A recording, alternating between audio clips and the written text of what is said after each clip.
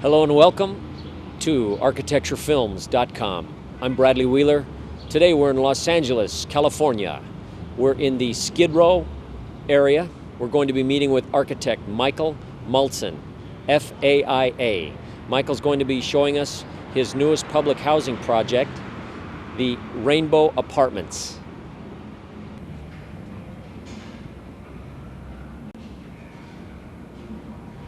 All right. Michael Maltzan, thank you for joining us. FAIA, I might add. Michael was recently awarded fellowship in the American Institute of Architects. Michael, we've been enjoying your project in a magazine article. Tell us a little bit about your project in person.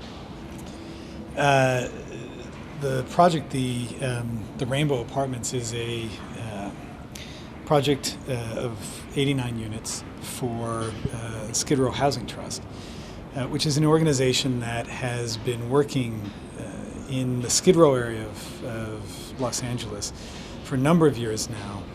And this project is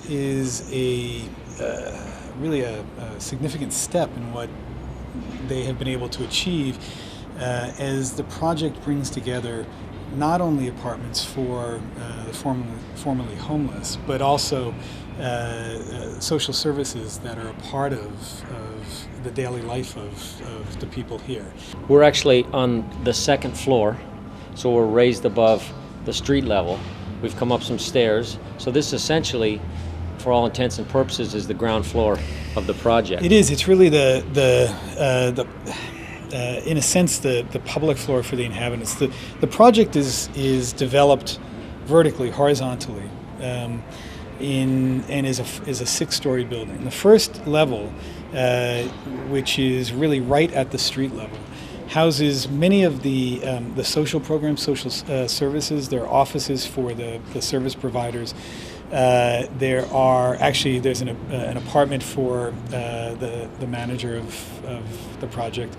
There is a main entry kind of office that is really the control point for the complex. There's a foyer, which becomes lobby, which is really a kind of social space immediately off of the street.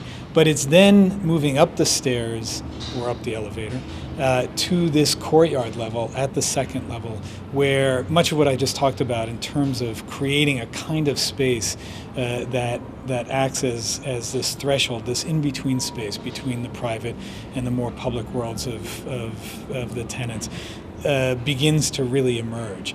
That space, this courtyard space, has a series of social and semi-public spaces immediately adjacent to it. It's not just the units. There's the group kitchen and eating area, dining room, where tenants can come together and in groups and make meals for each other and for themselves.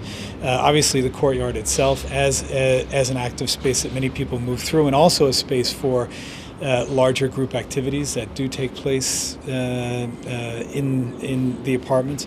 The laundry room directly above us is the bridge, which is active at a couple of levels. One is the inside of the bridge itself, which is a community room, and also kind of lounge that looks down onto the courtyard, and from the courtyard you can see up into that space. And the roof of that acts as a bridge also across the two sides of the courtyard, but is also very much an outdoor space that the tenants can use, again, to meet in small groups. 2 people, 1 person, 5, 10 people. And here with the single loaded corridor, a series of balcony walkways that wrap around the entire courtyard. Again, just the movement of coming from your unit down to either the courtyard, the kitchen, the social services rooms and offices down below. You're immediately put into this equation, not only with the courtyard, but also views back to the city. And I think that's important also, that in many of the spaces, in many of the ways that you move around the project, you're constantly put back in touch through a series of views, afforded a more direct visual connection with the city that surrounds the building. And while that may be off in the distance, it's either very immediate or a little bit off in the distance, that view, putting yourself into a more regular visual relationship with the city, I think is a part of what the architecture can do to give you many, many different levels of potential engagement with the city beyond. Let's go take a look right now. Okay.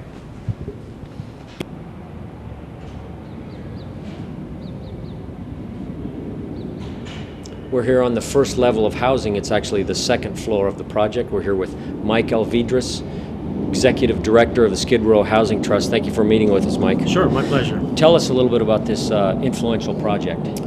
This is an 89-unit new construction project, and it's targeted to people who are chronically homeless. That means they've been homeless for quite a while, or who have repeated episodes of homelessness, and who have a chronic mental illness. And so there's not much housing for these folks, and these are the people that we see on the street most frequently. There's a high incidence of mental illness among our homeless population, and particularly among the chronic homeless population.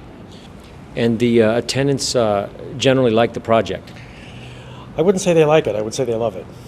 From everything that I've heard, people... Fantastic. Yeah, people are very excited to move in. Speak a little bit about the process of working with Michael Maltzan, and I might add also, a lot of our viewers don't realize that this project breaks a paradigm.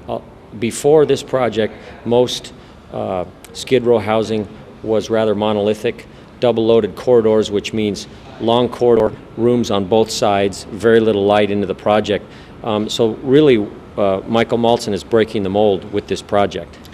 Well, he I think is what Stravinsky was to the musical world. I mean, it changes the whole dynamic of what affordable housing has looked like in the past.